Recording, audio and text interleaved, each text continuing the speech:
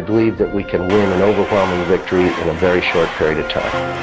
The American people were led to believe that this would be some kind of a day at the beach. Americans are frustrated and saddened by the enormous sacrifice we've made and the gross mismanagement of the war. I knew it was probably going to be long and hard and tough, and those that voted for it and thought that somehow it was going to be some kind of an easy task, then I'm sorry they were mistaken. Maybe they didn't know what they were voting for. Senator McCain is absolutely right that the violence has been reduced as a consequence of the extraordinary sacrifice of our troops and our military families.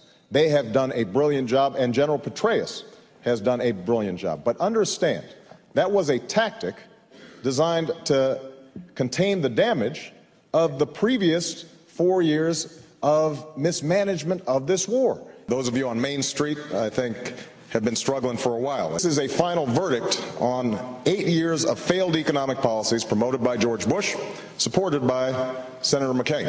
I think that the fundamentals of the economy have to be measured by whether or not the middle class is getting a fair shake. That's why I'm running for president. The question I think that we have to ask ourselves is, how did we get into this situation in the first place?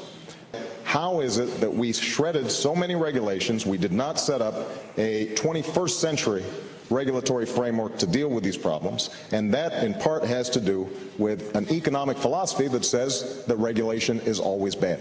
I have no doubt about the magnitude of this crisis.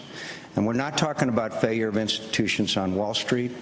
We're talking about failures on Main Street and people who will lose their jobs and their credits and their homes if we don't fix the greatest fiscal crisis probably is certainly in our time.